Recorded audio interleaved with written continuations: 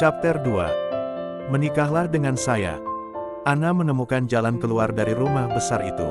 Dia tidak mengenakan apa-apa selain gaun tidurnya dan ponselnya. Dia ingin berada di mana saja kecuali di tempat di mana dua orang tanpa malu itu berada. Dia masih tidak percaya dengan apa yang baru saja dia dengar.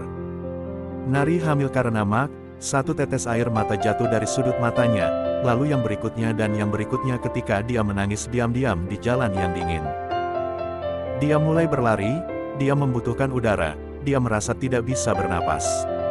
Di masa lalu, ketika dia merasa seperti ini, dia selalu berlari dan akan tenang, tetapi malam ini, taktiknya sama sekali tidak berhasil. Mungkin karena dia belum pernah mengalami patah hati sebelumnya. Tidak ada yang lebih menyakitkan daripada pria yang diberikannya segalanya mengkhianatinya seperti ini. Sudah berapa lama kedua orang itu bersama? Apakah Mark benar-benar serius dengan apa yang dia katakan? Apakah dia tidak mencintainya seperti yang telah dia katakan, setelah semua tahun ini? Meskipun Anna telah mendengar semua yang dia katakan, dia entah bagaimana masih ingin percaya bahwa dia berbohong. Dia ingin percaya itu semua hanya mimpi dan ketika dia bangun besok semuanya akan kembali normal. Mereka akan tetap menikah sesuai rencana. Dia rela memaafkan Mark atas perselingkuhannya. Mungkin dia mengatakan hal-hal itu untuk meyakinkan Nari bahwa dia berada di pihaknya sementara sebenarnya dia sama sekali tidak peduli padanya. Dan mungkin Nari tidak hamil, jika ada satu hal yang dia ketahui tentang Nari adalah lidahnya yang suka berbohong. Bibinya Kati biasa berkata hubungan selalu seperti ini. Laki-laki akan selalu menjadi laki-laki, katanya, dan itu adalah tugas setiap wanita untuk bertahan dengan omong kosong mereka. Ketahananmu akan menentukan apakah hubunganmu akan bertahan lama atau tidak. Dia siap memaafkan Mark demi keluarganya. Jika tidak, tidak ada yang akan mau menikahinya lagi dan itu adalah keinginan terbesar kakeknya. Untuk menikah. Anna begitu tenggelam dalam pemikirannya sehingga dia tidak melihat mobil yang datang dengan kecepatan tinggi. Ketika dia melihat cahaya berkedip, dia berteriak sambil menutup matanya dengan erat saat dia merunduk untuk menggulung dirinya di lantai pada saat yang sama mobilnya mengerem ketika pengemudi memutar roda dalam upaya menghindari orang itu dan kemudian tabrakan. Anna membuka matanya perlahan ke pemandangan mengerikan di depannya.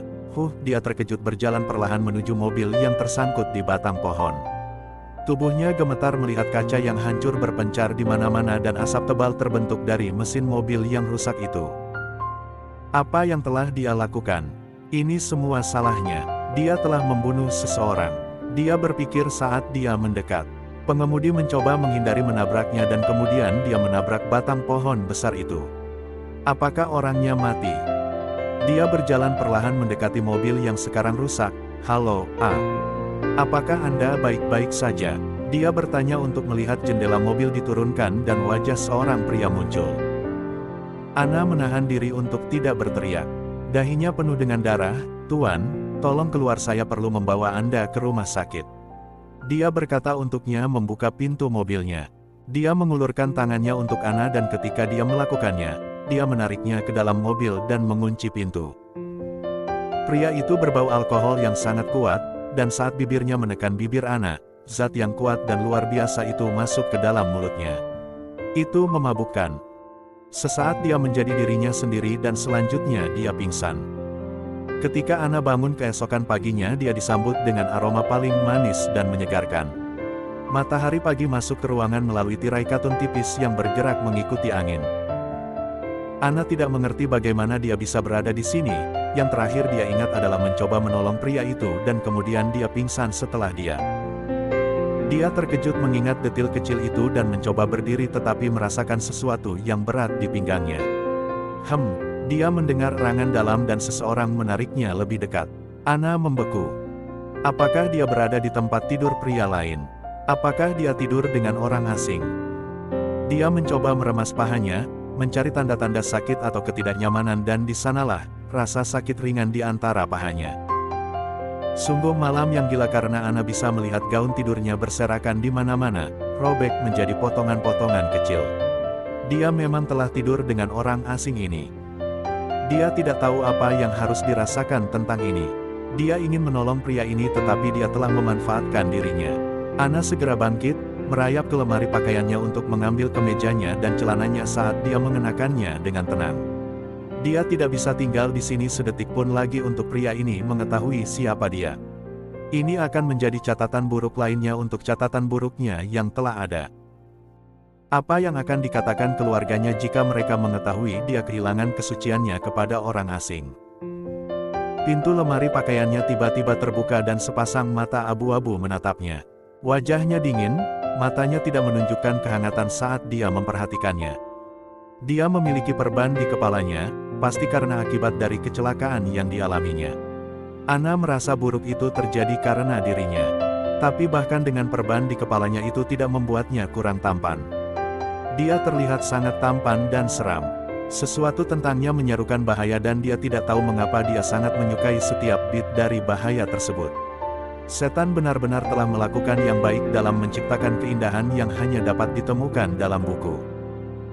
Apakah Anda mencoba mencuri dariku? Dia bertanya dan mata Anna melebar. Dia tidak mencuri, dia sedang mencoba pergi. Mungkin jika dia tidak menyobek pakaiannya di sekitar dia akan mendapatkan sesuatu untuk dikenakan sekarang. Mengapa saya melakukannya Pak?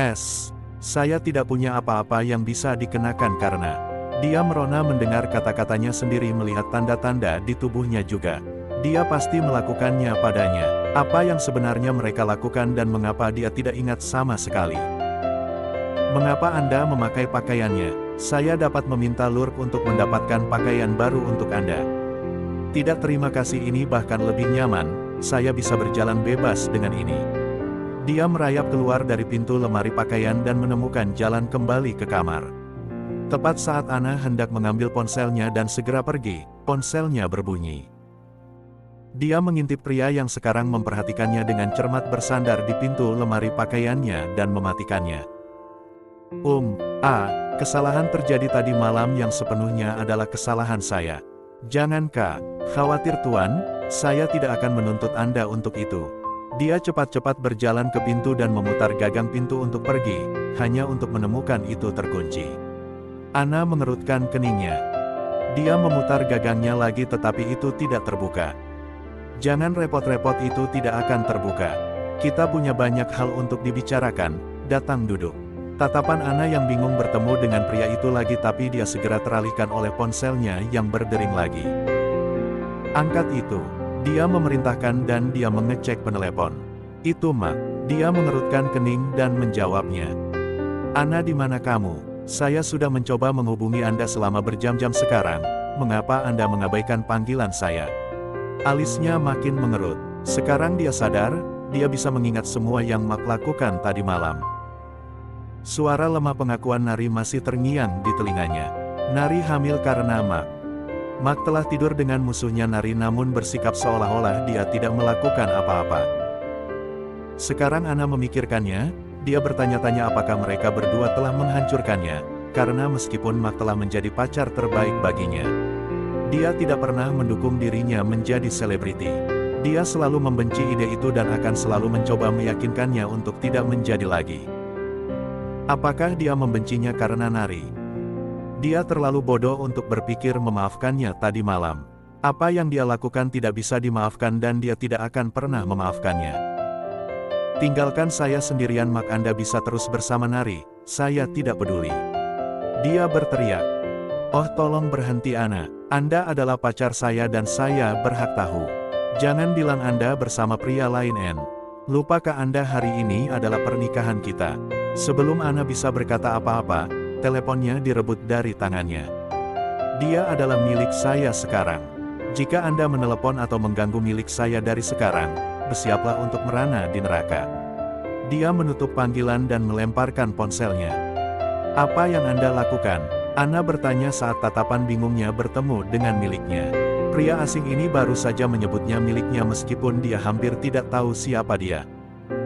Mengambil tanggung jawab atas apa yang telah saya lakukan padamu Nyonya Sui. Dia menyatakan. Apa yang Anda bicarakan? Dia bisa merasakan jantungnya berdetak cepat saat kebingungan memuncak di dalam dirinya. Menikahlah denganku.